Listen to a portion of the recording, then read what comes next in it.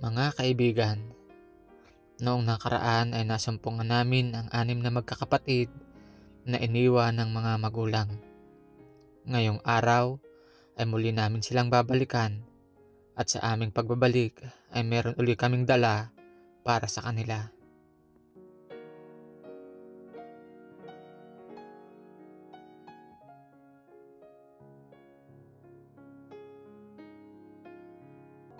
Sobrang naawa talaga kami sa mga batang ito dahil naabutan namin sila na nagbabalat ng koryoso o gabi.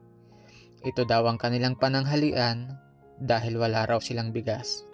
Anong gagawin nyo dito? Dyan? Dito, ay wala kaming bigas. Salamat, sir. Ang gatagan ang bugas. Ang makaong adlaw-adlaw.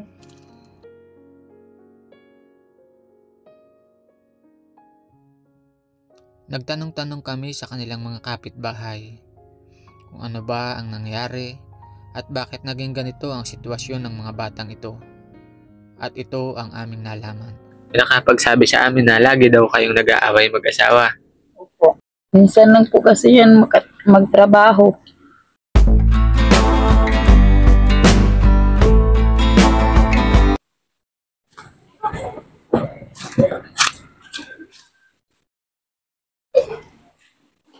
Hello po.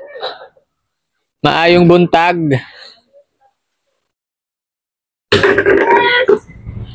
Kumusta? Okay lang po. Okay lang? Saan yung mga bata? Hello? Dito po. Ay? Di na naman kayo nag-eskwela? Ikaw ka? Ano saan ang ginagawa nyo? Batayin yung anak kong maliit. Pinakain. Hindi po nag-aaral yan kasi wala po kaming bigas na. Nagsaing na po kami ng saging. Bakit naubos na agad yung bigas? Opo. Naubos na. Ito ka, ano nga pangalan mo? Jessica, Ito ka, Jessica. Ano? Hindi ka na naman nag-eskwela. Pati ka na naman nag-eskwela. Di ka makakaundang yan sa eskwela. Tapos, Di ka makakatapos. Ay. Eskwela dapat. Ikaw, kumusta ka? Ay, John, pakuha daw yung tinapay. Nadala pala akong tinapay. Yung iba po na bata. sa labas. Naglalaro. Naglalaro. Ay, si asawa mo po nasaan? Nagtrabaho. May trabaho ngayon. Anong trabaho ngayon? Nagsakwat o ganang barangariada o may. Naghakot? Sa Balaktas. Papasok ako ha. Pasok lang. Pasok ako dito. Kalat kasi. Hindi ba ito mahugmak? Hindi. Hello. Nagkalat, hindi lang pag-init. Pan. Dali, Jessica, Pan, dali.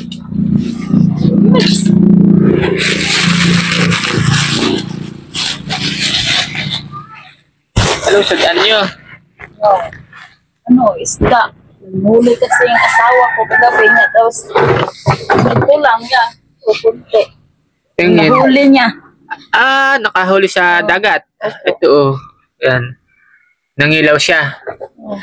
Dali ko na. Dali na, huwag ka nang umiyak. Yan. Diba?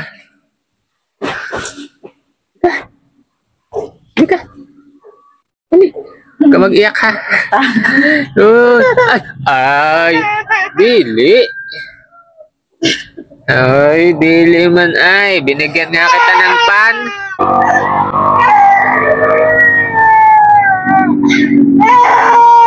Iyak na. Wala na naman kayong bigas ngayon. Opo. Ay. Simula ba nung Yung Dito ka. para kita tayo. Simula ba nung pagpunta namin dito, ilang weeks na yon? Kasi yung isang sako sa amin, ano lang yan, isang kinsinas lang. Kasi malakas po ito kumakain eh. Malakas kumain ng mga Opo, bata ay. opo. Simula nung magpunta kami dito, yung asawa mo nakapagtrabaho na. Opo, may trabaho naman. May trabaho na. Okay. Sayang, di namin siya inabutan. Ay, nakakabili-bili naman kayo ng kailangan. Tubig. Tubig. Na, kunti lang mabili ng sabon. Oo. Marami pa rin labahan. Saan kayo nabili pala ng tubig dito? Diyan lang po sa tindahan. Dyan, may tinda dyan tubig. Okay. Dapat mag-eskwela ka. Ngayon, hindi yan pumapasok. Kahapon, nag-eskwela Kahapon ka. pumasok yan. Tapos, half day lang sila kasi may sa eskwelahan. Baka bumagsak ka, lagi kang absent. Sa pag-eskwela. Dapat sipagan mo pag-eskwela para makapagtapos. Nagbalik kami gawa ng merong nagpadala sa inyo. Nagpadala si Sir E. Bautista saka si Sir I. Reyes ng 5,000 pesos. Para dito sa mga bata. Pero, bago namin ibigay, nakapagsabi sa amin na lagi daw kayong nag-aaway mag-asawa. Opo. Ano ang pinag-aawayan nyo? Pag walang pagkain, yan po ang inaawayan namin kasi wala itong makain mga anak ko. Minsan lang po kasi yan magtrabaho. Bakit? Ano ba siya? Masipag ba siya or tamad? Pagtama rin. Kailangan magsipag. Kasi madami kayong anak, 6. Kaya kailangan masipag kayo. Yun ang lagi niyong pinag-aawayan. Opo. Kayo ba ay may bisyo or wala? Ano ang bisyo ninyo? Hindi naman po yan bumili ng mga alak. Makisama ng mga kaibigan. Ganyan lang po. Ibig sabihin nagiinom siya araw-araw ba or Minsan lang po. minsan lang? Mabuti naman. Pero wala naman kayong ibang bisyo like sugal, sabong? Wala, hindi yan nagsusugal. Wala. Okay. Yan lang po, umiinom.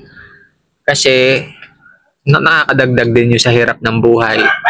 Diba? Imbis na Kaya nga po kami mag-aaway kasi nasabihan ko yan ng para magbago.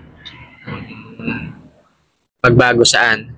Magbago siya na hindi na siya maglalasing.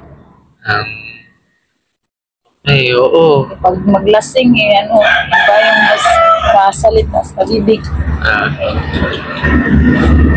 Pero nasabi mo ba sa kanya na nag-vlog kami nung nakaraan? Ano po yun? Nasabi mo na nag-vlog kami sa inyo. Po, sinabihan ko naman yun. Ano sabi niya? Maraming salamat daw. Kasi may tumulong din sa mga anak niya. Oo. Kasi naaawa kami dito sa mga bata. Kaya inaalam namin yung sitwasyon nyo. Kung meron kayong bisyo or wala, or dapat ba kayong tulungan. Pero ito kasing mga bata, kailangan talagang tulungan. Kaya nga lang, halimbawa, binigyan namin kayo ng tulong. Tapos, ginagamit nyo naman sa bisyo. O di sayang. Ano po, yung pag nasa akin na po kasi yung pera, hindi ko naman po yung ibibigay sa kanya. Oo, ipasigurado mo na Oo, kasi yun sa mga bata. Kayo ba ay may purpose? Hindi po. Wala kayong purpose? O nakasali po ako, nakalista na ako doon pero pag hindi pa Sinabi nila nagpa-process pa daw. Kayo ang kailangan ng 4 piece kasi ang dami yung anak. 6. Kawawa naman. Diba? Ano? Oh. Tsaka, madaming nag-comment sa atin na mga manonood natin na tama na daw yung 6 ha. Opo. Ito tama na nga po. Kasi hirap ng buhay ngayon, hirap pa ng pahirap, ang mamahal ng bilihin. Eh nasabi mo nung nakaraan, mura lang ang sahod ni asawa mo. 300 lang. Minsan 400. Oo. Ay, kawawa naman yung kung kulang na kulang. Isa tayo kuha, kailangan na doble sipag. Kailangan doble sipag tayo para mabuhay natin yung ating mga anak. Minsan nga po kung nanguha ng kahoy. Gaha. Para pag may makabili ng bigas. Oo. Eh paano yan? Ngayon, wala na kayong bigas. Opo. Mamayang hapon, wala nang sasaing. Walang ngayong masaing, tanghali. Yun, saging lang. Mabuti na lang may mga saging. Kuryoso. Eh, paano kung wala? Eh, di talagang wala tayong kakainin. Wala talagang kakain. Minsan, manghiram lang po ako sa kapitbahay. Isang salmunan. Bigas. Mabuti kung may magpahiram. Meron naman po kapitbahay ko. Pero dalawa lang po kami. Anuhan po dito. Nagtulungan. Minsan, manghingi ako sa mama ko. Nandiyan mama ko sa likod. Dito. Opo. Ikaw, kumusta ka na? Okay lang. Okay lang. Sipag mag-aral ha. Magpasok kahit walang baon. Ilang taon na nga ikaw? Ilan na mo edad? 10. 10. Oh, dalaga na pati. Dalaga na. Siya yung nag-aalaga dito sa mga kapatid. Ibigay ko yung bigas ha. Okay. Ang pinadala ni Sir E. Bautista ay 5,000. Magkasama sila ni Sir I. Reyes. Doon sa 5,000. Ngayon, ang sabi nila ay bumili daw kami ng 25 kilos na bigas. Okay. Sige. John, pakuha daw ng bigas, John. Di kasi ako makabuhat. Gawa na may pigsa ako dito. Na may kilikili. Sakit. Hello. Dito ka. Dito kayo. May dala akong pan. Dala akong pan, Dali. Saan kayo galing? Ay, grabe ang lapok ng tiil. Saan kayo galing? Labas, naglalaro. Huwag kayong laro ng laro sa may kalsada ha, at baka kayo ay mabanggaan. Matamaan kayo ng sasakyan. Huwag kayo dun sa may kalsada maglaro. Ito pa. Ito. Ay, sakit kasi ng aking kilikili ay.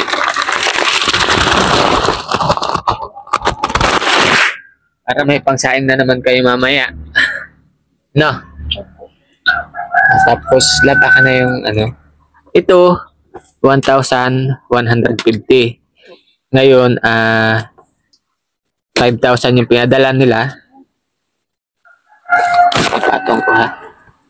1,150 itong bigas. Ito yung sukli. 1,150. 1,2. 1,4. 1,5. 2,000. 3,850 yung sukli. Okay. Ayan. Bilangin mo ha. 3,850 yan. Sukli. Galing yan kina Sir E. Bautista at kay Sir I. Reyes. Maraming salamat po sa nagbigay nito po. Makakatulong na po namin sa amin. Maraming salamat po. Ayan. Ano nga pangalan mo, ate?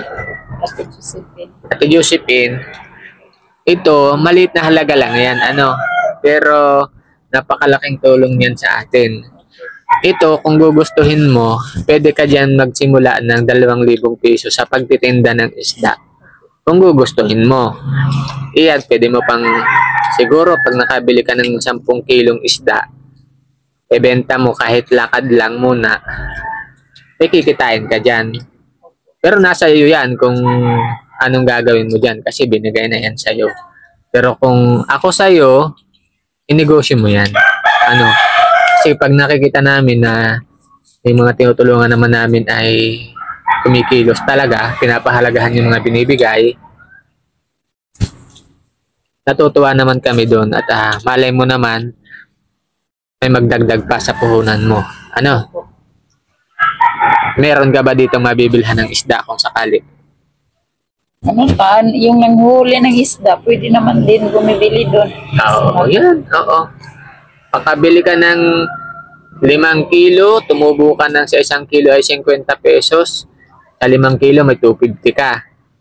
Oh, mabilis mo lang maubos yung 5 kilo, di ba? Pag binenta mo yon, meron ka ng 250 araw-araw. Ano? Oh, okay ha. Pero ikaw na ang bahala kung nasa iyo yun, kung susundin mo kami. Pero yun yung gusto sana naming mangyari. Ano? Okay? Para mayroon kayong pagkakitaan kahit konti-konti. Pang kain ninyo, hindi kayo mawala ng bigas. Di ba? Okay.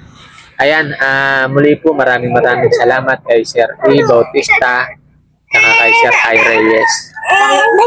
Ano? Tahimik ikaw. Paalam na po kami mga kaibigan. Maraming salamat.